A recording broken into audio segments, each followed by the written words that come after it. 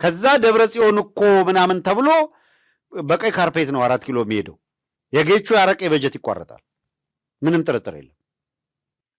አሁን ከዚህ በኋላ ማጦርነት ጀመረ ማን ምን አለ ምናምን የሚባል አጀንዳ የለም። ኢስ ክሊር ምንም ጥያቄ በማይነሳበት መልኩ ማለት ነው። ወያኔ ከአብይ አህመድ ጋር ሲሰራ ትክክል ነው፣ ከአማራ ጋር ሲሰራ ግን ልክ አይደለም ነው አይደል እያልክ ያለው? ሻዕቢያ ከአብይ አህመድ ጋር ከሰራ ልክ ነው፣ ከአማራ ጋር ከሰራ ግን ልክ አይደለም እያልክ ነው። የአማራና የኤርትራ ኃይሎች የት ጋር እንዴት መሰለፍ እንዳለባቸው አውቀዋል። የማልቀስ መብት የተጠበቀ ነው። አሸርጣው ነው ከፈለክ ባለጌ ስድ አደግነት ነው። እነ ዲያቆን ሄኖክ ነጠላ ጣፍተው ይመጡልህና ዘፈን እኮ ኃጢአት ነው ይላል። ከንቱ የከንቱ ስለ ዘፈን ኃጢአትነት አሁን ልታስረዳ ትወጣለህ። የኋላ ኢትዮጵያ የሚያይ ደግሞ አሁን ባለው ደስ አይለው። ውሸት ነው። አትቀባጅሪ ውሸታም። አፋር ቀጠና ሊያመራ ይችላል። ከሳምንት በኋላ ተማርኮ እንደገና መልሶ እንደማያዝ ካረጋገጠ ማለት ነው።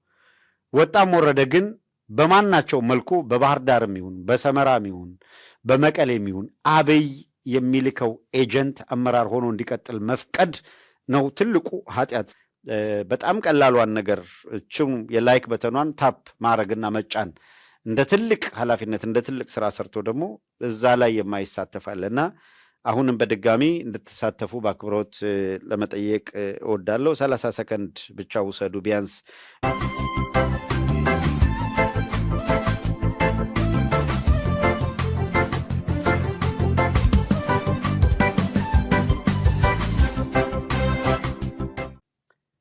ጀነራል ታደሰ ከአብይ አህመድ ጋር እየተገናኘ ነው፣ እየተነጋገረ ነው፣ እየተደራደረ ነው የሚለውን መናገር ከጀመርን በጣም በርካታ ሳምንታት አልፈዋል። ከዚያም በኋላ አብይ አህመድ ጀነራል ታደሰን እንደ ጌታቸው ረዳ ሊጠቀምበትና በትግራይ ከ4 ኪሎ አመራር የሚቀበል አንድ ስርዓት ሊተክል እየተራወጠ ነው ብለን ነግረናቸዋል። ጀነራል ታደሰ ደብረ ጽዮን ጋር ስልክ ደውሎ አብይ ጠርቶኛል መሄድ ነው ብሎ ከመሄድ ውጭ የተደረገ ስምምነት አልነበረም። መሄዱን ያውቃሉ። እንዲሄድ ፈቅደዋል። ባይፈቅዱ ታደሰ ወረደ ያለ ህወሓት ፈቃድ አሁን መቀሌ ላይ እንደፈለገ ይዝናናል ማለት አይደለም። እውነት ለመናገር ዝም ብሎ ያው ጌታቸው ረዳም እስከ መጨረሻው ሰዓት ድረስ የካቢኔውን ይዞ መግለጫ እያወጣ የሆነ ነገር ሲል ነበረ። የከፋው ነገር ሲመጣ ግን በታደሰ ወረደ ዙሪያም ያለ ካቢኔ አፍንጫ ህላስ ነው የሚለው። ለጊዜው ግን ሁኔታውን እየተከታተሉት ነው። እያንዳንዱ ካቢኔ ግን የአብይ አህመድን ተልኮ እያስፈጸመ መሆኑን ከተረዳ በኋላ አብሮት ይቆማል ብዬ አላስብም። ለጊዜው ግርታዎች አሉ ይመስላል። ታደሰ ወረደ ወደ አዲስ አበባ ሲሄድ ከነ አብርሃ በላይ ከነ ጻድቃን ከነ ጌታቸው ረዳ ጋር እንዲገናኝ አድርገው መክረዋል። እነ ጻድቃን እነ ጌታቸው ረዳ እነ ክንድያ ቀደም ብለው የታደሰ ወረደ የስልጣን ዘመን ሲያበቃ አዲስ ጊዜያዊ መንግስት ይቋቋማል፣ ያንንም እኛ ሄደን ከሌሎች ጋር ሆነን ምክር ቤት አቋቁመን እንመራዋለን የሚል ነበረ። ይህን ለማድረግ የሚያስችል የህግ ማዕቀፍ የለም። ለነሱ ሲሆን በነገራችን ላይ ለ4 ኪሎ ሲሆን ቲፒኤልኤፍ የነ ደብረ ጽዮን አንድ አክሽን ሲወስዱ የፕሪቶሪያ ስምምነት ተጣሰ ይለዋል።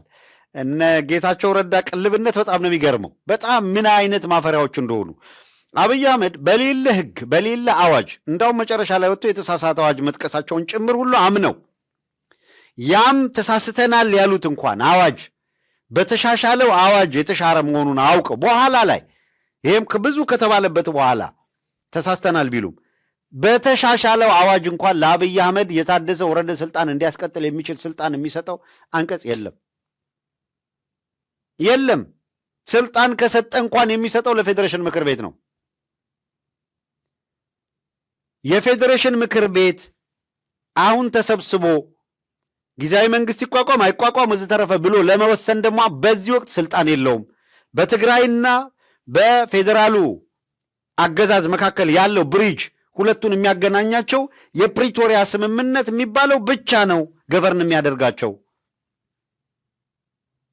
በፕሪቶሪያ ስምምነት የጠቀሱት ነገር ቢኖር ኮንቴስትድ ኤሪያን በተመለከተ በህገ መንግስቱ ላይ በተቀመጠው አንቀጾች መሰረት እንፈታዋለን ብለው ህገ መንግስቱን እንደ ሪፈረንስ ጠቅሰው የመስማሚያ ሰነድ እንዲሆን ተስማምተናል አሉ።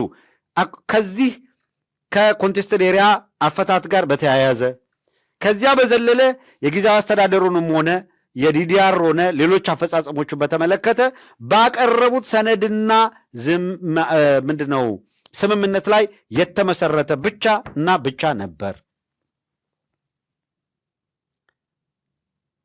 ታደሰ ወረደ ከዚህ ቀደም ጠዋት ማታ ሲል የነበረው የፕሪቶሪያ ስምምነት በአብይ አገዛዝ ተጥሷል ነው። ስልጣን ለአንድ ዓመት ሲያራዝምለት ግን ስልጣኑን ለማስጠበቅ የፕሪቶሪያ ስምምነትን የህወሓት ማዕከላዊ ኮሚቴን የጣሰው አለ። ለምን ሲባል ያ ለታደሰ ወረደ ለአንድ ዓመት ስልጣን ማራዘሙን የፕሪቶሪያ ስምምነት ጥሰት አላለውም። ታደሰ ወረደ ኪሳራ የሆነ ሰው። የፕሪቶሪያ ስምምነት በህወሓትና በፌዴራል መንግስት መካከል እንደተካሄደ ያውቃል። የታደሰ ወረደ ስልጣን እንዲቀጥል እነዚያ የፕሪቶሪያን ስምምነት ያደረጉት የፌዴራልና የህወሓት ሁለቱ አካላት መልሰው መስማማት አለባቸው በሰነዱ አማካኝነት። አሁን የህግ ጉዳይ ከሆነ ይሄ ነው። አብይ በሌለው ስልጣን ታደሰ ወረደ ህወሓትን ሳያማክር አብይ ለአንድ ዓመት ስልጣን ሰጥቻለሁ ሲለው ይሄ ነገር የፕሪቶሪያ ስምምነት ይጥሳል። በዚህ ጉዳይ ላይ የህወሓት ኃይሎች መስማማታቸውን ማረጋገጥ ያስፈልጋል። አንተ አብይ እኔን ሰጀስት አድርገሃል መርጠሃል ብሎ በህወሓት በኩል ግን ስምምነት ፈራሚዎቹ አንዱ ተጠሪዎች እነሱ ስለሆኑ የእነሱ መስማማት መጠየቅ አለበት ነበር ማለት የነበረበት ታደሰ ወረደ ይህንን አላለም። አብይ የሰጠውን ሹመት ይዤ እሱን አጸናለሁ የሚል አቋም ያዘ። ሰው የፕሪቶሪያ ስምምነት እዛ ጋ ነው ያከተመው። አሁን ታደሰ ወረደ በሚለው አይደለም ያከተመው። ሁለተኛው ይሄ የህወሓት የፕሪቶሪያው ስምምነት እስከሌለ ድረስ ያለው አማራጭ ህወሓቶች የወሰዱት አቋም ነው። የፕሪቶሪያው ስምምነት እስከፈረሰ ድረስና አብይ አህመድ በግሉ ያለ ተስማሚዎቹ አካል ፈቃድ ከንሰንት በራሱ ለአንድ ዓመት የሚቆይ አስተዳደር ሾም ያለው የሚል ከሆነ አብይ አህመድ ወረዲ ስምምነቱ ፈረሰ ማለት ነው። ከፈረሰ አብይ አህመድ በግሉ ስልጣን ከሚሰጠው ከታደሰ ወረደ ይልቅ ከፕሪቶሪያ ስምምነት በፊት 2.8 ሚሊዮን ህዝብ ወጥቶ የመረጠው ምክር ቤት ወደ ስራ ቢመለስ ይሻላል። ሎጂካሊ የቱ ነው የሚሻለው? በሎጂክ እንሂድ ካለን አብይ አህመድ በትዕዛዝ ያመጣው ታደሰ ወረደ ነው? ለትግራይ ህዝብ የትኛው ነው የሚመጥነው? የትኛው ይመጥናል? 2.8 ሚሊዮን ይብዛም ይነስም ወጥተው ከፈለገው 2.8 ይሁን 1.8 ይሁን 500 ሺህ ይሁን እኔ ቁጥሩ ላይ ጌታቸው ረዳም ሲለው የነበረውንም ወስጄ ነው በይፋ በሚታይ ሁኔታ በቪዲዮም በምንም ሲታይ የነበረው በምንም ይውጣ ህብረተሰቡ ተሰልፎ ምርጫ ሲመርጥ ይታይ ነበረ። ሰው ያንን እንመልሳለን አሉ። ሌጂትሜት እሱ አይደለም። በነገራችን ላይ ህመሙ የሚመጣው ከታደሰ ወረደ ስልጣን ከዚህኛው አይደለም። ቁልፍ ችግራቸውን እዚህ ጋር ላምጣላችሁ። ቁልፍ ችግሩ የሚመነጨው የህወሓት ኃይሎች የነ ደብረጽዮን ቡድን ደብረጽዮን የሚመራው የህወሓት ኃይል ያው ከዚህ በፊት ደጋግሜ የተናገርኩት አለ። አጥር ላይ የሚቆሟት ነገር አለች አድቫንቴጅ ፍለጋ ብል ጥሩ ሲሆኑ ጥሩ ነው፣ መጥፎ ሲሆን መጥፎ ነው ያለ ነው መንተቸው። አሁን ያለው ግልጽ ክፍፍል በደብረጽዮን የሚመራ የህወሓት ኃይል ከአፋር ጋር፣ ከኤርትራ ጋር፣ ከአማራ ጋር፣ ከሱዳን ጋር ጤናማ ግንኙነቴን አጠናክራለሁ፣ በማናቸው መልኩ ወደ ጦርነት አልገባም የሚል አቋም ይዟል። ከአብይ አህመድ ጋር የሚኖረው ቁልፍ ልዩነት ታደሰ ወረደ ወይ ጌታቸው ረዳ ወይ ምናምን ስለተሾም አይደለም። እነ ደብረ ጽዮን ይህን ሐሳባቸውን ትተው አይ ካንተ ጋር ሁነን አማራውን እንወጋለን፣ ካንተ ጋር ሁነን አስመራን እንወጋለን፣ ካንተ ጋር ሁነን አስፈላጊ የሆነ ሱዳን እንዘምታለን፣ አልቡርሃን እናዳክማለን፣ ከዳጋሎ እንደግፋለን ቢሉት ደብረ ጽዮን ይህ የሚለውን መዝሙር ያዘምርላቸዋል። መቀሌ ላይ አንዴ የለውዳሴ ያመጡት ከዛ ደብረ ጽዮን እኮ ምናምን ተብሎ በቀይ ካርፔት ነው 4 ኪሎ የሚሄደው። የጌቹ ያረቄ በጀት ይቋረጣል። ምንም ጥርጥር የለም። ነገር ግን የነ ደብረ ጽዮን ቡድን ፈርም በዚህ ጉዳይ ላይ ኖ ብሎ አቋም ይዟል። ከአማራ ጋር ወደ ጦርነት አይገባም፣ ከኤርትራ ጋር ወደ ጦርነትም አንገባም የሚል አቋም ይዟል። የ4 ኪሎ ያለው ኃይል ይህንን በምን መልኩ ነው እየገለጸው ያለው? የፋኖን ኃይል እያስታጠቁብኝ ነው፣ ከኤርትራ ጋር ጽምዶ ፈጥረው እየሰሩ ነው የሚለው። ትላንት በነገርናቸው አግባብ አዎ ፊት ለፊት ወጥቷል ጽምዶ። ኤርትራም፣ ትግራይም፣ አማራም፣ ቤኒሻንጉልም፣ አፋርም፣ ሱዳንም በታቀደው ኦህዴድ ባቀደው መንገድ ወደ ቀውስ ወደ ጦርነት አንገባም ብለዋል። ይሄ ጽምዶ ከሆነ አዎ ጽምዶ ብለዋል። አሸርጥና አልቅስ። መጥፎ የሚሆነው ይሄንን ጽምዶ ስትተው ተበታትነው ለሚበላቸው አካል ተላልፈው ከተሰጡና ራሳቸውን ለበላተኛ ካጋለጡ ብቻ ነው መጥፎ የሚሆነው። ራስህን ለበላተኛ ላለማጋለጥ አሁን በያዝከው መንገድ ጽምዶ ብለህ መጽናት፣ ለአብይ አህመድ እድል አልሰጠውም ብለህ መዝጋት ነው። ካልሆነ የእነዚህ ፓስተሮች መጫወቻ ትሆናለህ። ሃይማኖትህን ታጣታለህ። በእርግጠኛነት ምን ነግረህ ልክ አይመጣም።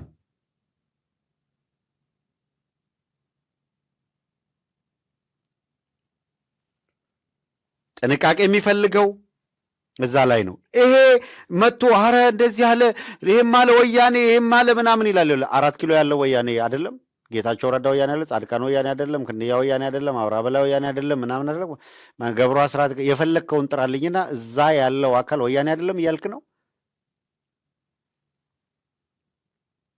ኦኬ፣ አሁን ታደሰ ወረደ እዛው ተቀምጦ ዋና ወያኔ የምትለው ታደሰ ወረደ እዛ ተቀምጦ ከአብይ አህመድ ጋር ፍሬንድሊ በቃ አብይ አህመድ ያለው ልክ ነው ብሎ እየሰራ ነው።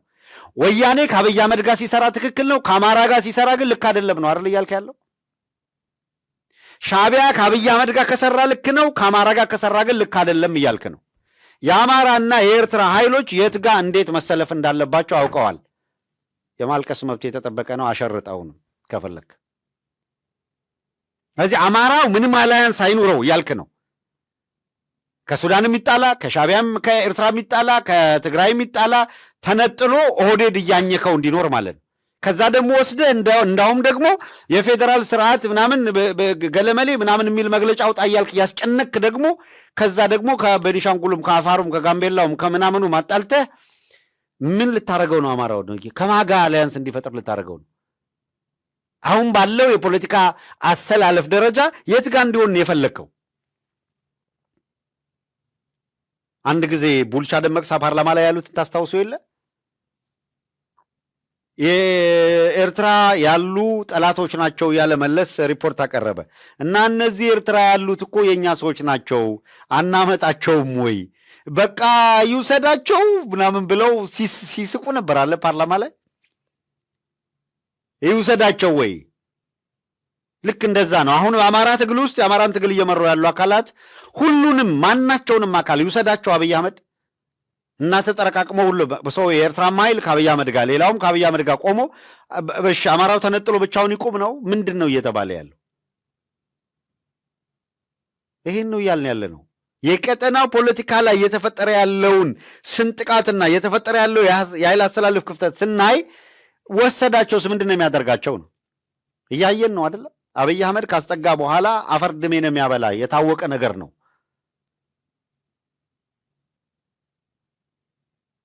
ሰው እንደዚህ ያለውን የክህደት አካሄድ ትክክል አይደለም ብሎ ማስቆም የሚገባን ወሳኝ ምዕራፍ ወሳኝ ስራ ላይ ነው ያለ ነው። ደግመዋለው፣ የአማራም የኤርትራም ኃይሎች አሁን ባለው አሰላለፍ ሁኔታ መሰረታዊ የአማራ ህዝብ የተነሳበትን የለውና ጥያቄ ሳይሸራርፉ ከሱዳን አብይ አህመድ ዳጋሎን ይዟል፣ አልቡርሃንን ይወጋል። ከኤርትራ የኤርትራ ተቃዋሚ ኃይሎችን ይዟል፣ የአስመራውን መንግስት ይወጋል። ከትግራይ የትግራይ ተቃዋሚ ኃይሎችን ይዟል። መቀሌ ላይ ያለውን የህወሓት ቡድን የነደብረጽዮንን ቡድን እወጋለሁ፣ ደመስሳለሁ፣ እመታለሁ ይላል። ከአማራ ከዳተኛና ተላላኪ ብአዴንም የከዱ ፋኖችንም ይዟል። ሐቀኛ ለአማራ ህዝብ ህልውና ትግል እንታገላለን የሚሉ ፋኖችን እደመስሳለሁ ይላል። አብይ አህመድ ከአማራውም ከትግራይም ከኤርትራም ከሱዳንም የየድርሻውን ይዞ ሲያበቃ የፋኖ ኃይሎች ከትግራይ የሆነ ኃይል አላያንስ አብሯቸው የሚቆም ሊያገኙ ሲሉ እንዴት ከወያኔ ጋር ከኤርትራ እሱ ወስዷል የድርሻውን የቀይ ባህር አፋር ምናምን እያለ ያደራጅቷል። አዲስ አበባ ሁላ ጽሕፈት ቤት ከፍቶ ያካሂዳል። ከኤርትራ ግን አማራው በፍጹም ግንኙነት እንዳይኖረው ይፈልጋል። ሱዳን እሱ ዳጋሎን ይዟል። ከአልቡርሃን ጋር ግንኙነት ተፈጠረ ብሎ እሪ ይላል። ቤኒሻንጉል እሱ እና ሻርሊ አህመድን ይዞ አማራውን ሲፈጅ ኖሯል። ከጉሙዝ የታጠቁና ከፋኖ ጋር ተነጋግረው ያለፉት ጊዜያቶች የነበሩ ሂደት እንዳይቀጥል እናድርግ ሲሉ ደግሞ እንዴት ከጉሙዝ ጋር ትኖራላችሁ ይላል። ከዛ በሳምንቱ ደግሞ የጉሙዝ ታጣቂዎች በሰላም ለመስራት ከመንግስት ጋር ተስማሙ ይላል። አየኸው? የኛንን የሚሉ የአማራ ትግል ውስጥ አለን የሚሉ ሰዎች ደግሞ በጣም የሚያሳፍር የፖለቲካ ቁሞ ቀርነት ውስጥ ያሉት ደግሞ በጣም አሳፋሪም ነገር ውስጥ ያሉት አብይ አህመድ የጉሙዙን ኃይል ሲወስደው ይሄ አማራውን ሲገድል የነበረ ጉሙዝ እንደዚህ ሆነ እንዲሆነ ብሎ ሲያበቃ ወስዶ ሾመው ሸለመው ብሎ ሲያበቃ የጉሙዝ ታጣቂውን ከአብይ ዘንድ ነጥሎ ይሄ ከዚህ አገዛዝ ጋር አብረህ ልትቆም አትችልም የሚል አመራር ሲገኝ ደግሞ አይ ይሄ ፕሮግረስ ነው፣ ይሄ ጥሩ ስራ ነው፣ የፍትህ ጉዳይ እንዳይረሳ፣ ነገር ግን አማራ በሁሉም አቅጣጫ ወዳጆች እንዲኖሩት ኃይል እንዲኖረው የሚያግዘው ኃይል እንዲኖረው ማድረግ ያስፈልጋል። አላያንስ መፍጠር ያስፈልጋል። ቋሚና መሰረታዊ የጥቅም ትስስራችሁን በተመለከተ የአማራ ህዝብ ጥያቄዎች እንዳይሸራረፉ አድርጉ። ምክር ምናምን ቢሆን አንድ ነገር ነው፣ ግን ከዛ የራቀ ነገር ነው የምናየው። ደግሜ እለዋለው፣ በጣም በእኛ በኩል በትግሉ በህልውና ትግሉ በኩል ሊደረግ የሚገባው ጥንቃቄ የትኛው ጥያቄ መቼና እንዴት ሁኔታ መነሳት ይኖርበታል፣ የትኛው አንዳንዱ ጥያቄ በዚህ ሰዓት ኢንተርቴን ላይ ይደረጉላ ይችላል፣ ልታልፎ ትችላል። ሆም ብሎ አብይ አህመድም ሌሎችም በዝምታ የሚያልፏቸዋሉ። በእያንዳንዱ ጉዳይ ላይ አቋምህን የግድ እንድትገልጽ እኮ አትገደድም። አንዳንድ ሁኔታዎች ወቅት ጊዜ የምጠብቅባቸውም ይኖራሉ። በፍጹም የማይፈቀደው ቅድም እንዳልኩት የአማራ ህዝብ የህልውና ትግል መሰረቶች የሚባሉት ላይ ፈርም አቋም መያዝ ላይ እርግጠኛ መሆን ብቻ ነው። ቤዚክሊ እሱ ላይ ድዋል ማድረግ፣ እሱ ላይ ጠንካራ አቋም መያዝን ይጠይቃል። ከዛ ፖለቲካ በየጊዜው ቋሚ ወዳጅ የለም፣ ቋሚ ጠላት የለም፣ ይቀያየራሉ ነገሮች። ነገ ታደሰ ወረደ ሀሳብ ቀይሮ ከአብይ አህመድ ጋር ኖ ብሎ ከህወሓት ጋር ተስማምቻለሁ ሊል ይችላል። ነገ ደብረ ጽዮንና አብይ አህመድ አፕሮች ተደራርገው አቅጣጫ ሊቀየር ይችላል። እያንዳንዱ ቀን የፖለቲካ ሂደትና ሁኔታውን በጥንቃቄ እየተከታተልክ በመሰረታዊነት የራስህ ኃይል ላይ የራስህ ክንድ ላይ ተመስርተ ሌሎች አቅምህን መሰረት አድርገው ካንተ ጋር መስራት ያዋጣናል እንዲሉ የሚያስችል ጉልበት ፈጥረህ መገኘት ነው ወሳኝ ብዬ የማምነው። ይህንን ካልኩ በዚህ ቋጭቼ ወደ ሌላ ርዕሰ ጉዳይ እንድንሸጋገር ያስፈልጋል። አንድ ነገር በዚሁ ላይ እንደዎችን ሳልላት እንዳላልፍ ታደሰ ወረደ አሁን ግልጽ ባለ ሁኔታ አቋም ወስዶ በነገራችን አቋም ወስዶ መቀሌ ላይ አሁን በያዘው አቋም የህወሓት ሕግ ጥሷል፣ ካቢኔው ስራ ላይ ነው ብሏል። ህወሓት ደግሞ የአብይ አህመድ ሹመት ትክክል አይደለም፣ ክሊርሊ የፕሪቶሪያ ስምምነት ጥሷል ብሏል። በዚሁ መሰረት የፕሪቶሪያ ስምምነት ተጥሷል። ታደሰ ወረደ ተጥሶ እያለ ከህወሓትና የትግራይን ክልል የወከለው ህወሓት ነው። የትግራይን ክልል ከወከለው ህወሓት ታደሰ ወረደም ለዛ ስልጣን የበቃው ህወሓት ስለወከለው ነው። ታደሰ ወረደ የህወሓት አካል ስለሆነና የቲዲኤፍ አካል ስለሆነ ነው እንጂ ታደሰ እንደሱ ያለ ምሁርማ ከየት ይገኛል ትግራይን ለመምራት ተብሎ በምሁራዊ አቅሙ የተመረጠ አይደለም።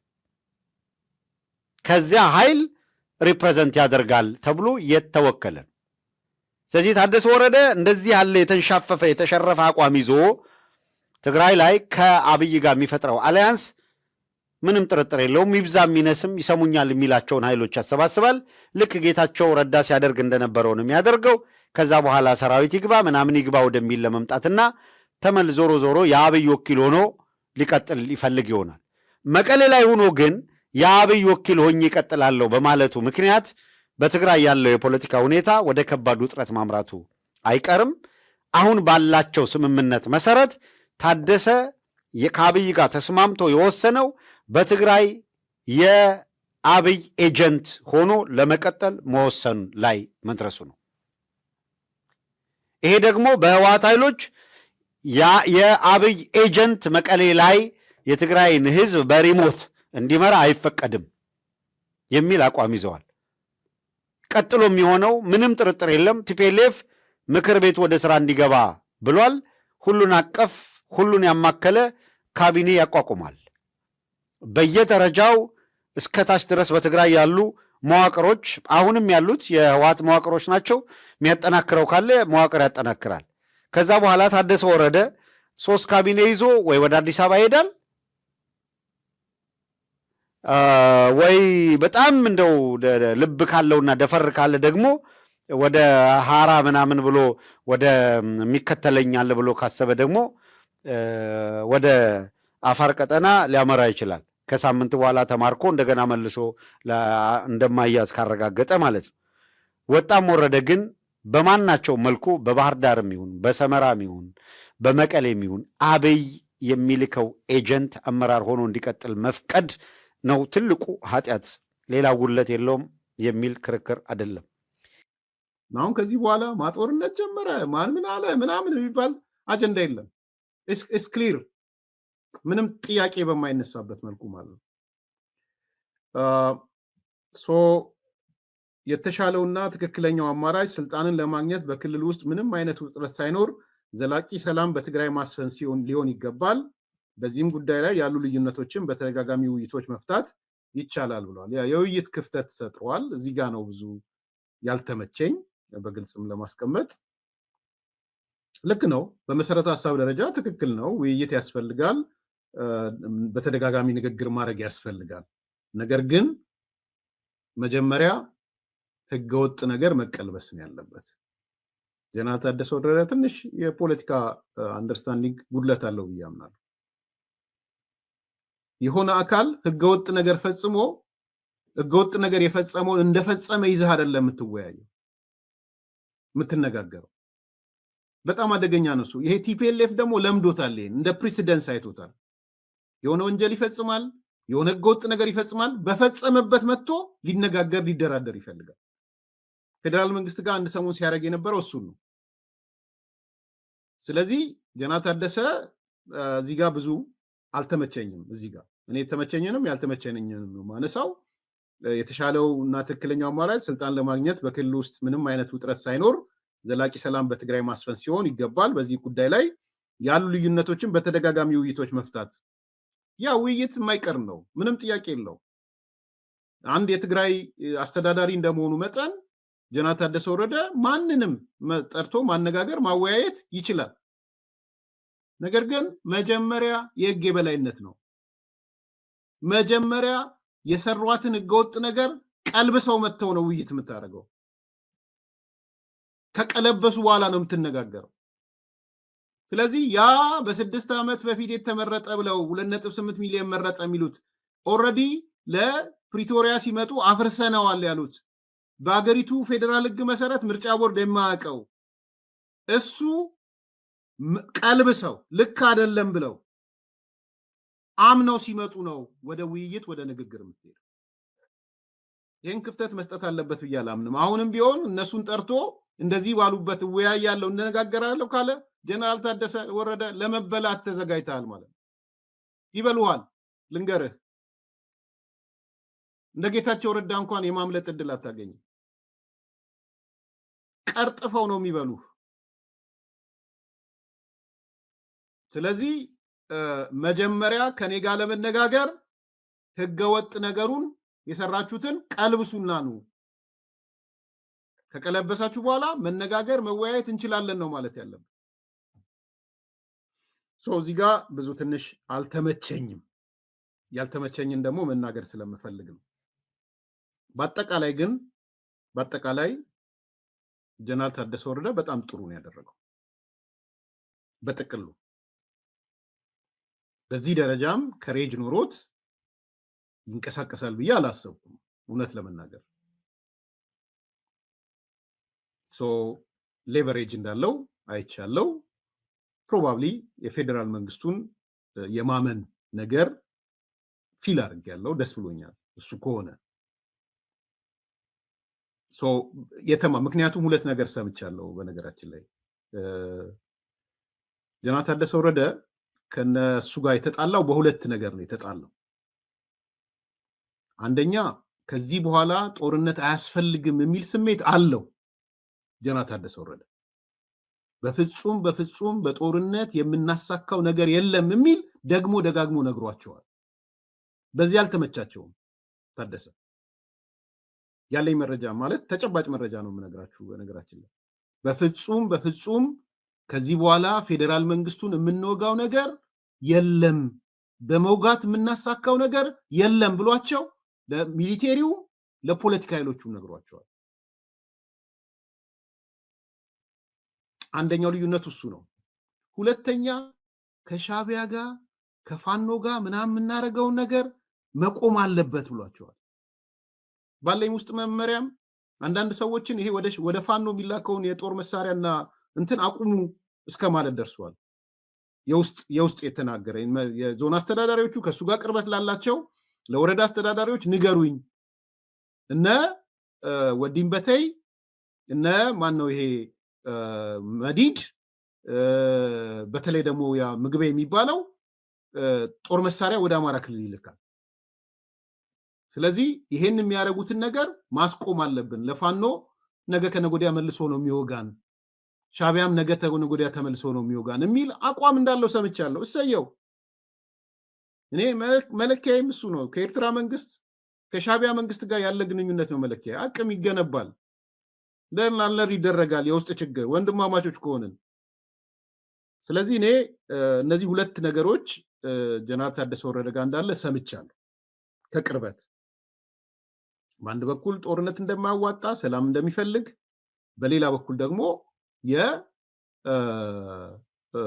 ይሄ ከሻቢያ ጋር የሚደረግ ጽምዶ ምናምን የሚባለው ነገር መቋረጥ አለበት የሚል ነገር እንዳነሳ ሰምቻለሁ። ስለዚህ እነዚህ ነገሮች ነው ሪፍሌክት ያደረገው።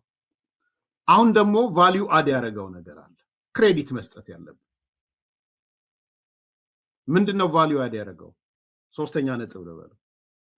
እናንተ ከ2000 ከጦርነቱ በፊት የነበረውን መስተዳድር ማምጣት አትችሉም። ይሄ ማለት ፕሪቶሪያ ስምምነትን ማፍረስ ነው፣ ትግራይ ክልልን ወደ ጦርነት መውሰድ ነው። ይሄም በግልጽ ተናግሯል።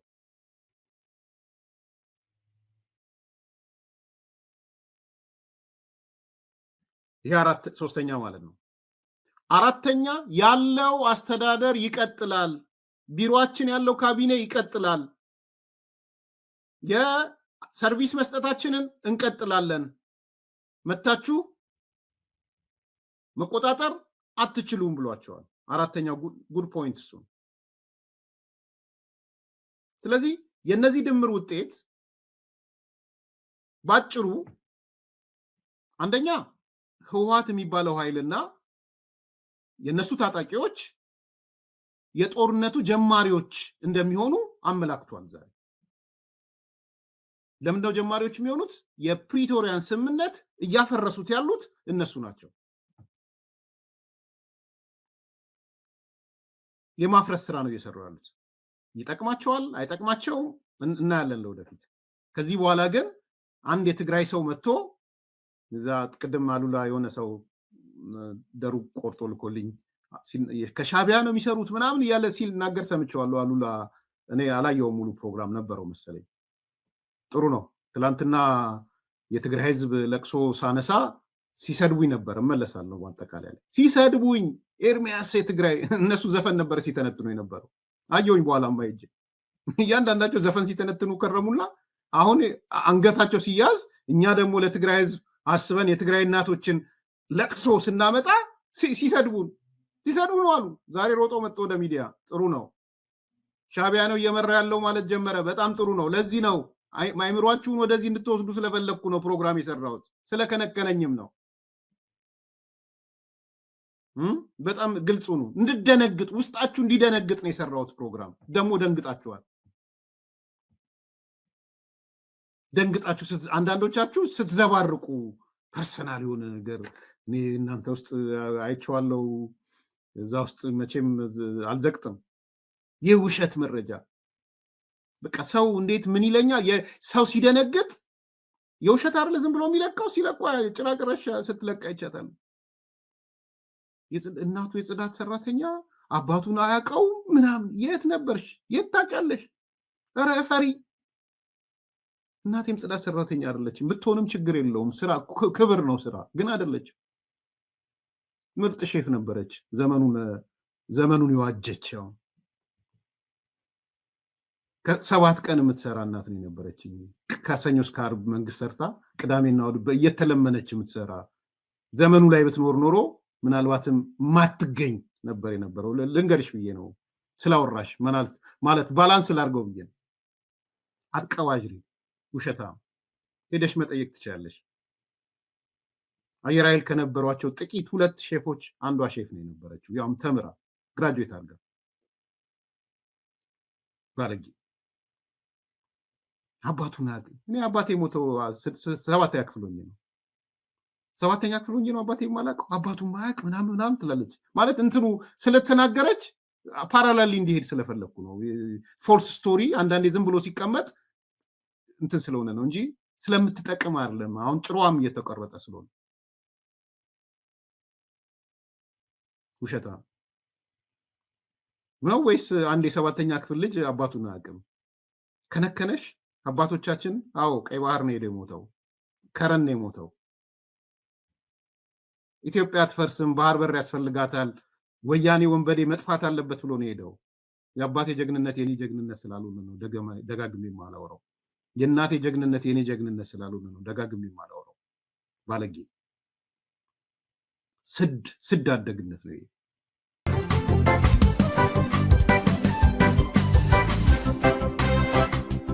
ኢትዮጵያ ሞታለች ሳይሆን ትንሣኤ ላይ ናት የሚል ነገር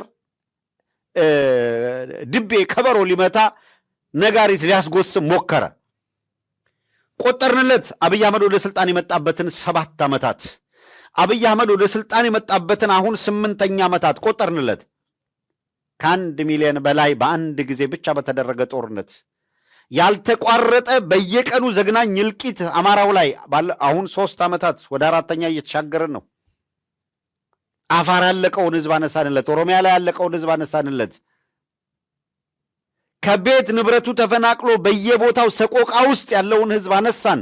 በየቦታው ጠኔ እየመታ ያለው በየካምፑ ተበትኖ ያለው የአማራ ክልል የተፈናቃዮች ካምፕ ሆኗል። የትግራይ ክልል የተፈናቃዮች ካምፕ ሆኗል። ክልልና መንግስት ምናምን ያለበት የምትለው አይደለም። የሰቆቃ አገር ነው። የህዝቡን ዋይታና ለቅሶ የሰማ አገር የምትፈርሰው በእያንዳንዱ ሰው ህሊናው ላይ ነው። መጀመሪያ መሬቱ አይደለም ፈረሰ የሚባለው። ወይ እኮ ተደጋግሞ ተነግሯል። ቀደም ብሎ ቴዲ በሙዚቃው ኢትዮጵያ ለመምጣት ስንት ቀን ይፈጃል አንቺ እንድትመጪ ያለ እኮ ሲጣራ ነበረ። የለሽም ናፍቆቱን፣ መቃተቱን፣ አገር አደጋ ላይ መውደቋን ተናግሮታል እኮ።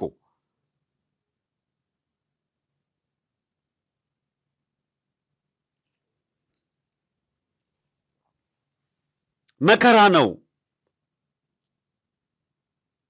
እናሳሁን የሚሰሩትን ሰሩ፣ የሚያደርጉትን አደረጉ።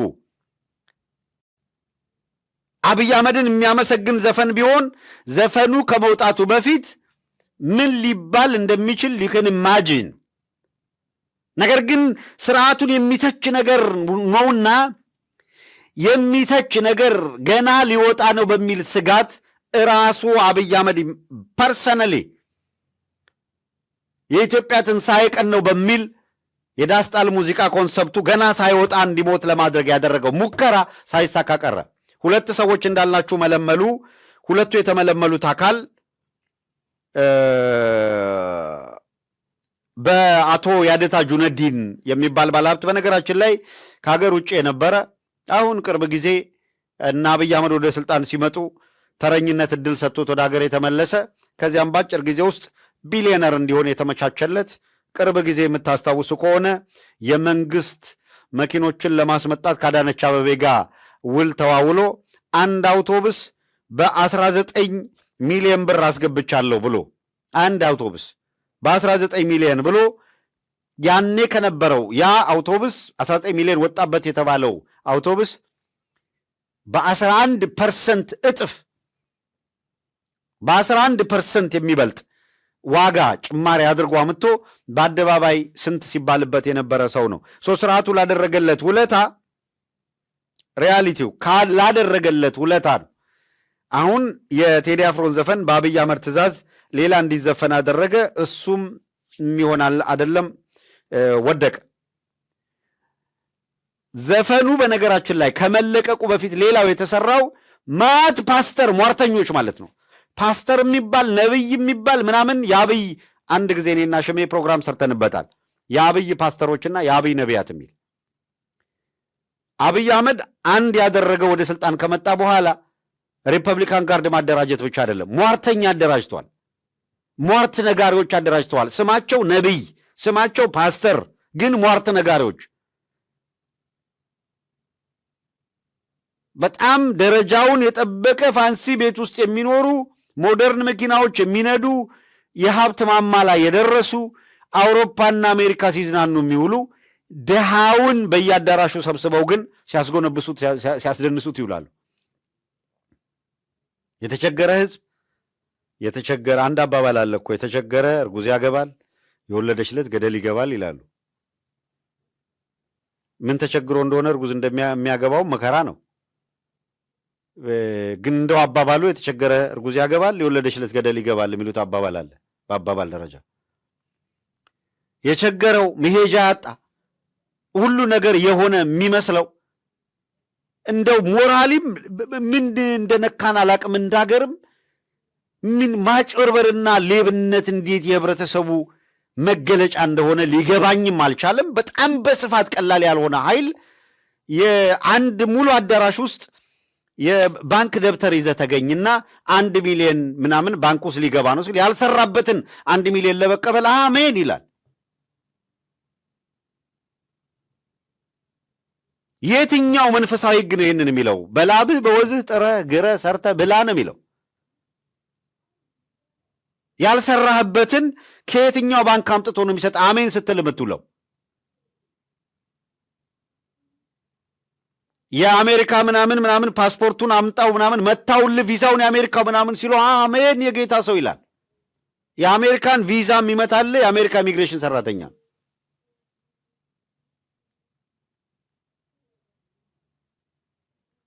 ሰው ያ አሜን እያለ የሚያስጮህህ አብይ የሰበሰበው ጋኔን ነው። ፓንዱራ ቦክስ እንደሚባለው ከፈተው፣ አንድ ጊዜ ከፈተው። ያ ስብስብ ያ ኃይል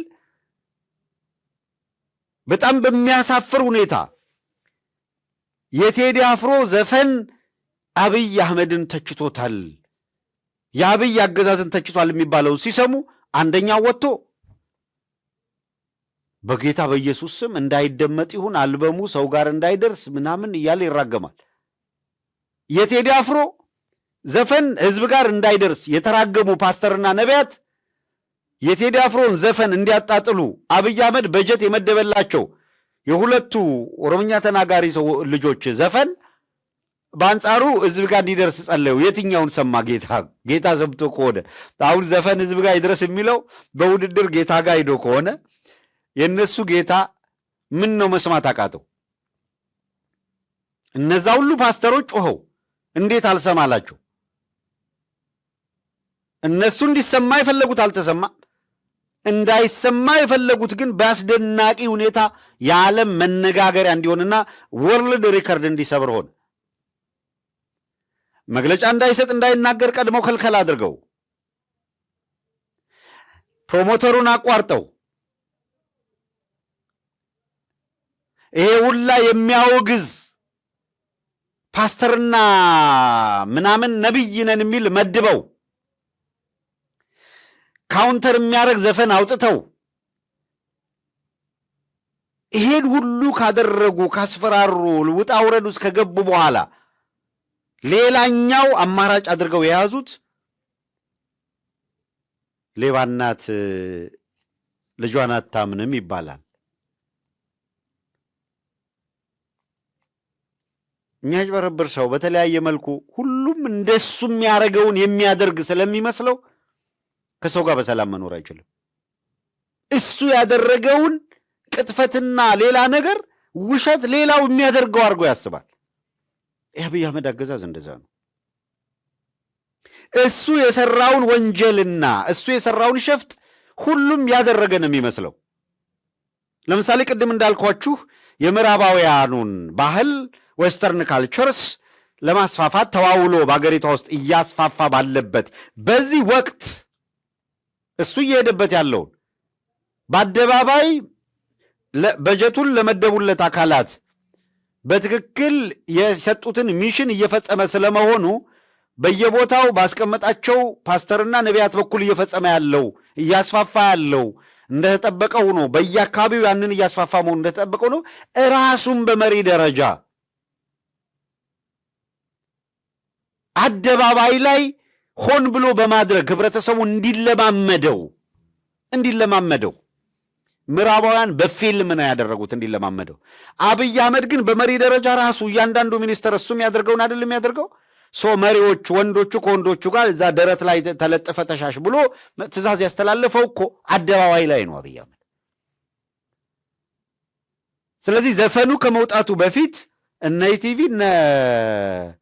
ምንድነው በነ ዳንኤል ክብረት በኩል በነ ነብዩ ባዬ በኩል የተዘጋጁ አካላት ስም የሚያጠፉ የተመሳሳይ ጾታ ጥንኮሳ አድርጎብኛል። ልክ ይሄ ምዕራባውያን ላይ ታያላችሁ አይደል? ታላላቆች አገሮች ላይ እነዚህ በጣም ፌመስ የሆኑ ዘፋኞች ምናምን የገንዘብ መጠናቸው ጣራ ሲሆንና የሆነ ወቅት ላይ ሊመቷቸው ሲፈልጉ ከ15 ዓመት በፊት ከ20 ዓመት በፊት አግኝቸው እንደዚህ ብሎኝ ምናምን የሚሉ ከሳሾች እንዲመጡ ይደረግና ከዛ በኋላ ስም ይጠፋል። ከአቅጣጫ በቃ ያስቱትና ሲጠፉ ታያላችሁ። በተለይ ጥቁር ዘፋኞች ድራሻቸው ሲጠፋ በዛ መንገድ ይታያል። እና አብይ አህመድ የክፋታቸው ልክ በቀደም አንስተነዋል ከሽሜ ጋር መረጃው ቀድሞ ደርሶን፣ በነገራችን ላይ እግዚአብሔር ምስክሬ ነው፣ መረጃው ቀድሞ ደርሶን አልበሙ ከመውጣቱ በፊት ዝግጅት እየተደረገ ስለመሆኑ የዲፋሜሽን አቅጣጫዎቹ ምን ላይ እንደሚያተኩሩ እንዳልናችሁ የተመሳሳይ ጾታ ትንኮሳ አድርጎብኛል የሚሉ ሰዎች ሁላ ቪዲዮ እየተቀረጹ ነው። እነሱ ገፍተው አደባባይ ሳይመጡ እንዲህ ይደረጋል ብለን በማህበረሰብ ውስጥ እሱ መነጋገሪያ እንዲሆን ማድረግ የእነሱን አጀንዳ ማራገብ ይሆናል። ዝም ብለን ትኩረት አድርገን ምንድነው የህብረተሰቡ ሙዚቃውን እንዲያጣጥመው ማድረግ ነው የሚሻለው ወደሚል ቤስት ዲሲሽን ነበረ። ከዛ ምናልባት አንድ በጣም አሳፋሪ ነውረኛ ሰው ፈልገው እሱን በሚዲያ ጭምር ለማቅረብ ያደረጉት ሙከራ የሄዱበት ጠቅላላ መንገድ የሚደንቅ ነው። በመንግስት ደረጃ በጀት መድበው እንደዚህ ያለ ነገር አቀናብረው እንግዲህ ቴዲ ላይ ያላደረጉት ነገር የለም፣ ያልተደረገ በዙሪያው የለም። ይሄ የስም ማጥፋት ዘመቻ የፈለገውን ያክል ቢቀጥሉበት የሚወጣ ባናቱ እየተተከለ ይዋረዳል እንጂ ማንኛውም የማህበረሰብ ክፍል ካገዛዙ የሚመጣ ፕሮፓጋንዳ በጭራሽ ሊቀበል ዝግጁ እንዳልሆነ ገብቷቸዋል። የኪሳራ ኪሳራ ነው። እሱ ሁሉ አልሳካ ሲል አሁን ወደ ምን ገቡ? ይሄ ሁላ ተባለ፣ አልሳካል። እስቲ አንድ ቪዲዮ አለ። አንድ የአብይ አህመድ ነቢይ አብይ አህመድን ከነካችሁ ወዮ ምናምን ሲል ሆነ፣ በቃ አጠፋችኋለሁ፣ ዘርፋችኋለሁ ሲል የነበረ እኮ ነው። የመጀመሪያ አካባቢ አለ ቪዲዮ አለ። የስ ይሄንን ቪዲዮ እስኪ ተመልከቱትና እናንተ ትፈርዳላችሁ። ይሄ የአብይ አህመድ ነቢይ ነው። ከዚህ ቀደም አብይ አህመድ በቃ አልፋና ኦሜጋ ነው። ኢትዮጵያ ከዚህ በኋላ ሌላ ሃይማኖትም ምናምን ድራሽ ይጥፋ ማንንም ብሎ በፈለገው መንገድ እየዘለፈና እየሰደበ የነበረ ሰው አሁን ደግሞ ከቴዲ አፍሮ ጋር በተያያዘ እንዲህ እያለ መጥቷል። እስኪ ያዳምጡት። ከሐሙስ ጀምሮ ሚዲያው ምናምኑን ጫጫጫጫጫ ይላል እና አይቼ ነው ትምህርቱን የጀመርኩት። እቺ 3 ቀን የምትለቀቀዋን ያረኩት ጫጫታ አይቼ ምን አይነት የሐሳብ ዓለም የሌለው ማህበረሰብ አንድን ሐሳብ እኮ ለምን አለው ስሙ ምን አይነት እይታ ስላለው አለው ከዛ ቀጥሎ ምን ሊል ፈልጎና ይሄ ሐሳብ ምን ውጤት እንዲያመጣ ፈልጎ አለው ማለት አለበት እኮ። ደስ ስላለ ወይ ስለተሳደበ ወይ ስለዘፈነ ወይ በግጥም ስላወራ አትልም። አንደኛ ሰውየው ካለበት ነው ቆሞ የሚገጥመው።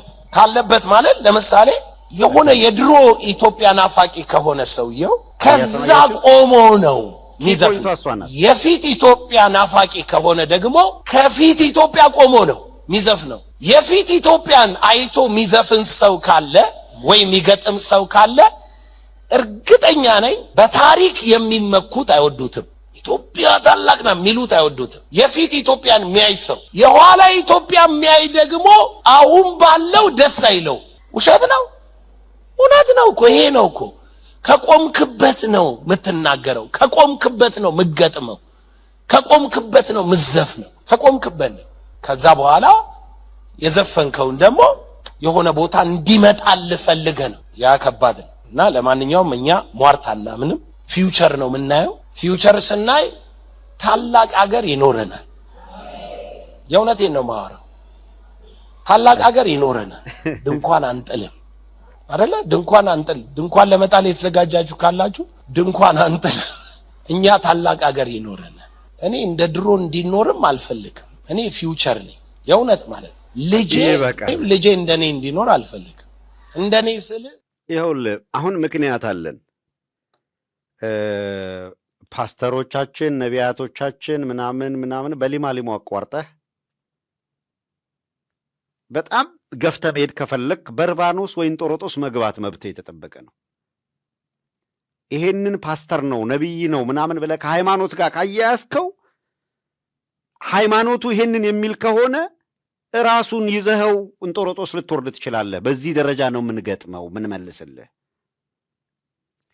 በየዋህነት የነበርክ ካለ ግን እነዚህ ናቸው የአብይ አህመድ ፓስተሮች፣ እነዚህ ናቸው የአብይ አህመድ ነቢያቶች፣ እነዚህ ናቸው በትግራይና በአማራ መካከል ጦርነት እንዲመጣ በየቀኑ ወያኔ የምትል ስም ብቻ አንጠልጥለው የሚጮሁት እነዚህ ናቸው። የገባህ ከሆነ ይግባህ ነው።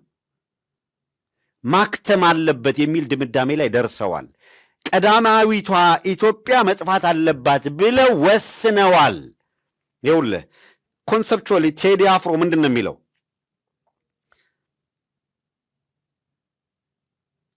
ስለ ፍቅር ሲባል ስለ ጸብ ካወራን ተሳስተናል። አንድ ላይ ብንሆንም ተለያይተናል፣ አተናል፣ እውነቱን ተቸግረን ብዙ አይተናል። የመጣ ነው መንገድ ያሳዝናል። እግር ይዞ እንዴት አይሄድም? ሰው ወደፊት አይራመድም። አፈር ይዞ ውስጡ አረንጓዴ እንዴት ይሆን የራበው ሆዴ ይላል። ሳይራመድ በታሪክ ምንጣፍ ሰው አይደርስም ከዛሬ ደጃፍ።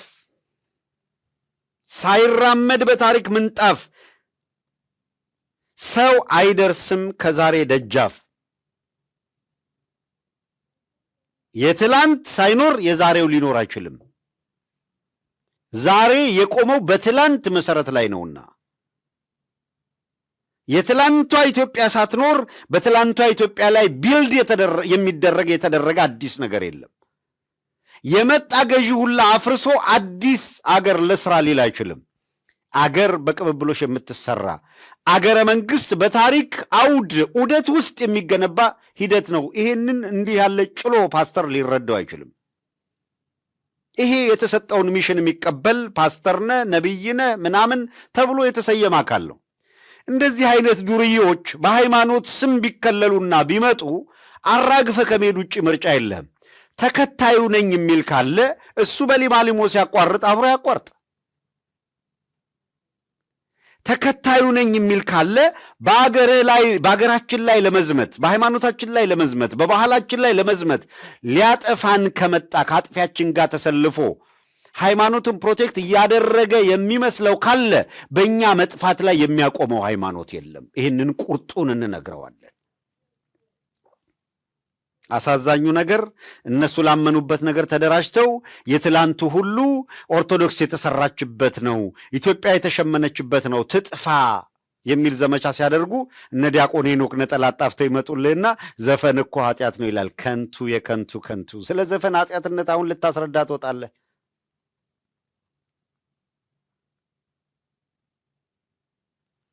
ሻኛ ያደለበ አሁን ሳዊሮስን ይዘህ ነው ስለ ዘፈን ኃጢአት የምትነግረኝ? የጥፋትን ርኩሰት በተቀደሰው ስፍራ ስታይ አንባቢ ያስተውል ነው የሚለው መጽሐፉ። ላለፉት 3 ዓመታት ያለማቋረጥ አብይ አህመድ መድፍና ሞርታር እያዘነበ ሲያበቃ ዓለም በመሰከረው ታሪክ ከ8 ዓመት እስከ 90 ዓመት የሚደርሱ ሕፃናት ወንድና ሴቶችን የደፈረ ሰራዊት አማራው ጋር ሲሰማራ ዝም አልክ። ሰራዊት ልኮ ሕፃናትን መድፈር፣ መነኮሳትን መድፈር፣ የአብነት ተማሪዎችን መግደል፣ ከካህናት ከቅዳሴ ሲወጡ በመድፍ መምታት ያላስቆጨህ ዘፈን ተዘፈነ ሲባል ኃጢአት ነው ልትል መጣ። የትኛው ነው ኃጢአት? የትኛው ነው ክፋት? ነውረኞች ብዙ ናቸው፣ በጣም ብዙ ናቸው።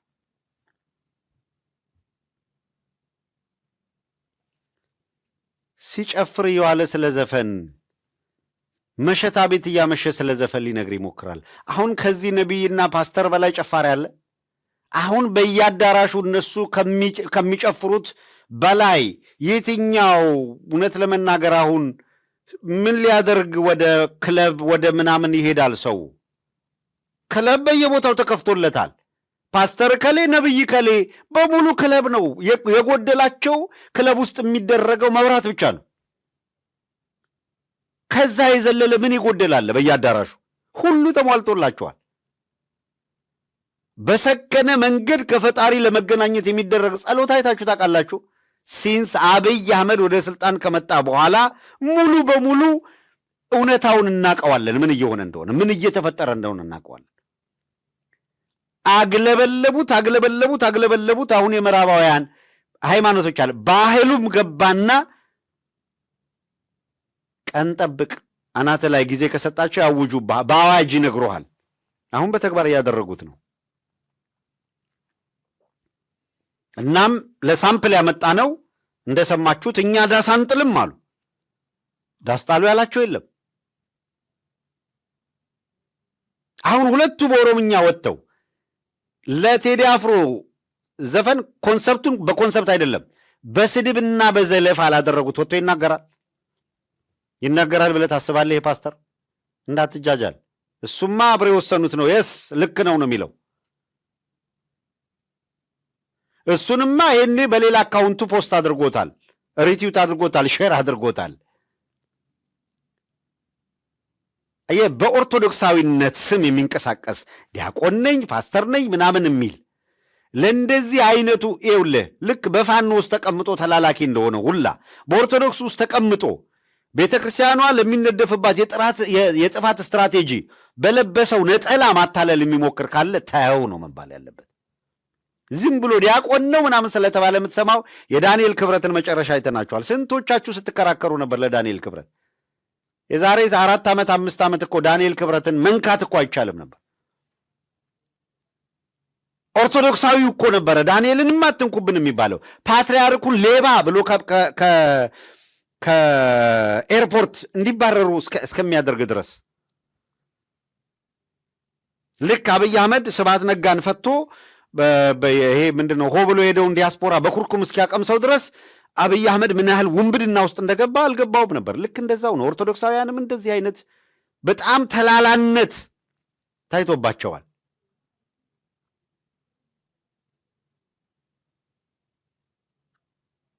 እንዲህ እውነት እንነጋገር። ዘፋኝነት ኃጢአት ነው የሚለው ዲያቆን ዘማሪ ይባላል።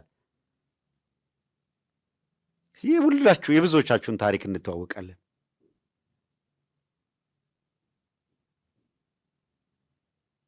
ኃጢአትን ብትከታተልስ በፊት ማን ይቆም ይሆን ነበር ተብሎ ነው የተጻፈው። ማናችን ነው በፊቱ ምን ቆመው?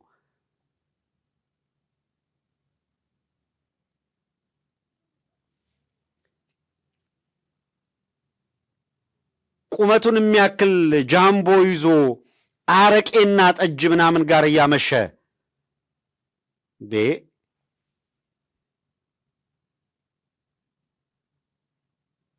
እዚህ አሜሪካን ሀገር እኮ ጳጳስ ሆኖ ጳጳስ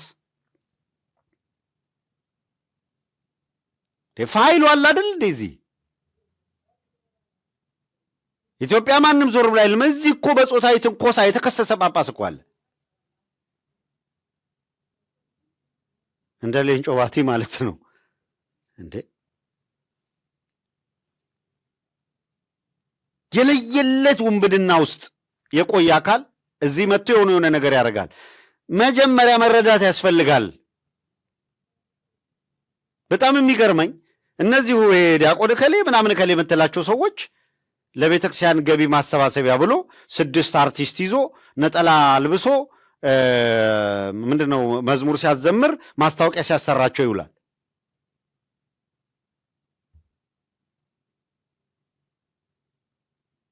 ታዲያ ኃጢአት ነው ኃጢአተኛ ናቸው ካልክ ለምንድን ነው አንተ ለምትፈልገው ገንዘብ ስብሰባ የምትጠቀምባቸው? ስለ ኃጢአተኝነቱ ስለ ምናምን ጀጅ የሚያደርግ ፈጣሪ ጀጅ ያደርጋቸው። ቀን ተጠብቆ እኔ እኮ በአውደ ምሕረት የሚሰጥ ትምህርት አንድ ነገር ነው። ይሄ ኃጢአት ነው፣ ይሄ ኃጢአት አይደለም ብለህ ለህዝብ ልታስተምር ትችላለህ። ወቅትና ሁኔታ እየተጠበቀ በምን እንምታው ሲባል አትሊስት ከነ ችግሩም ታሪክህን ማንነትህ እንዲጠበቅ እየለፋ ያለን ሰው ሊያጠፉት ከሚፈልጉት ጋር የማጥፊያ አጀንዳ ትሰጣለህ። ማፈሪያ ሁላ በጣም አንዳንዱ ያሳዝናል የእውነት እንጂ ከዘፈን ጋር ፍቅር እኮ አይደለም።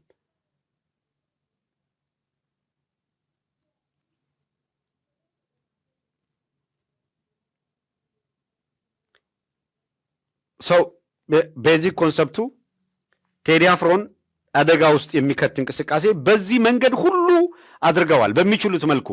ጉዳዩ አሁን ቴዲ አፍሮ አንድ ዘፋኝ አንድ አርቲስት ነው። እሱ እኮ ከሌላ ኢትዮጵያ የተለየ ነፍስ የለውም፣ ግልጽ ነው፣ ይታወቃል። ግን የያዘው ሐሳብ የቆመለት ሐሳብ ሚሊዮኖች ናቸው የቆሙለት እኮ ነው። ይሄ ሁሉ የኢትዮጵያ ሕዝብ የቆመለት ሐሳብ ነው የተሸከመው በትከሻው። እነዚህ ፓስተሮች አሁን ያሰማችሁ የአብይ አህመድ ጀሌዎች በሙሉ እየዘመቱ ያሉት በምንድን ነው? የቀደመችው ኢትዮጵያ አትመለስም ይላል። ከየት ነው የማትመለሰው? አለች የቀደመችው ኢትዮጵያማ። ኢትዮጵያ ባትኖር ቆማችሁ የምትዘርፉበት እኮ ነገር ምንም ባልኖረ ነበረ።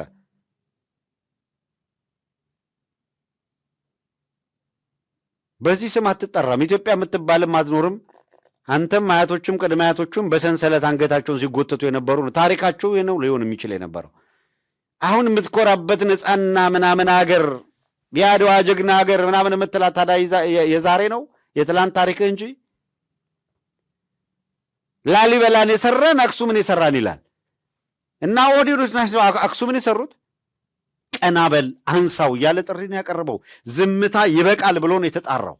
አገር የማዳን ጥሪ ነው የቀረበው። ኦፍኮርስ ይሄ አገዛዙ ሽብር ይፈጥራል። የስ ምን ጥርጥር አለው? ይህም ብሎ ሲያበቃ ግን ቴዲ አፍሮ ያንተን ህመም ታሞ እንደ ህዝብ ያንተን ስቃይ ተሰቃይቶ እንደ ህዝብ አገርህን ለመታደግ እንዲህ ብሎ ሲያቀነቅን 40 ሚሊየን ምናምን በ48 ሰዓት ውስጥ ሆ ብለህ የተከታተልክና በየማህበራዊ ሚዲያ የዘመትክ በሙሉ ቴዲ አፍሮን ላደጋ አጋልጠህ በየማህበራዊ ሚዲያው ላይ ምናምን ቁጭ ብለህ ምናምን እንዳታሳልፈው ነው የሚያሰገው። ቴስቲንግ ጀምረዋል። በዛሬው ዕለት ምንም አትጠራጠር።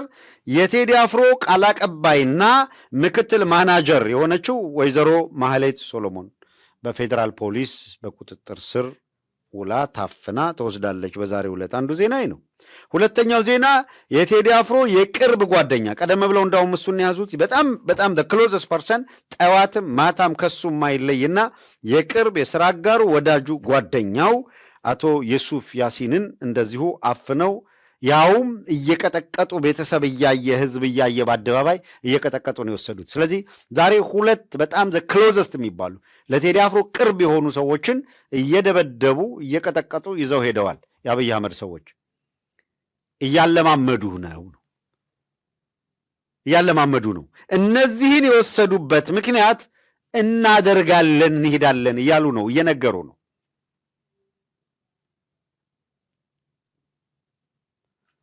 እስር መሞት እሱ ወስኖበት ነው፣ ቆርጦ ወስኖ አንድ ነፍሴ ከሀገር አትበልጥም ብሎ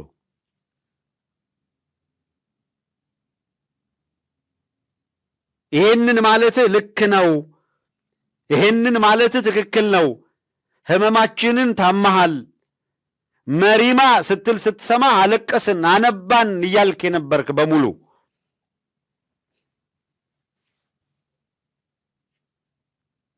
እየሆነ ያለውን በጥንቃቄ የሚከታተል በሙሉ ይሄ ስርዓት በእንደዚህ አይነት ሁኔታ እየተፈቀደለት እንዲሄድ በዝምታ ሊታለፍ የሚገባው አይደለም።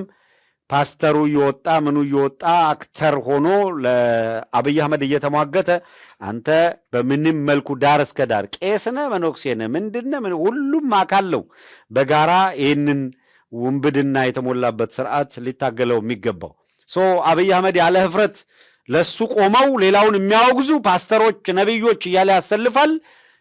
በዚህ በኩል ያለው ሌላ ወሬ ያወራል። ሁሉም የሚለካበት ሁሉም ሚዛን ላይ የሚቀመጥበት ሰዓት ነው። መረጃውን ካደረስን አሁን ባለው ሁኔታ እየተከታተልን ነው።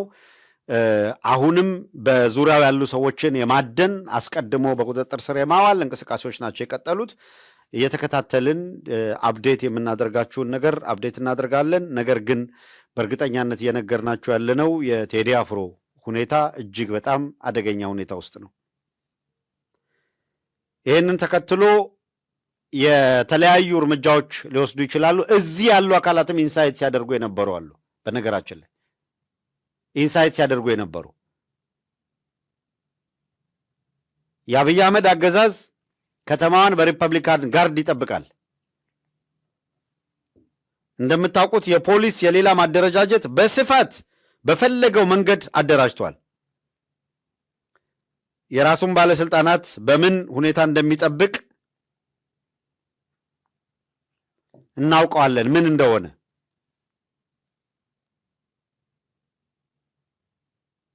እናም ሊደረግ ስለሚገባው ጥንቃቄ፣ ሊደረግ ስለሚገባው ክትትል አሁንም ፎከስ አድርገን በጣም በጣም በጣም በጥንቃቄ ልንሄድበት ይገባል። እግር በእግር እያንዳንዱ ቀን የሚደረግ እንቅስቃሴን መከታተል ያስፈልጋል እንደ ህዝብ።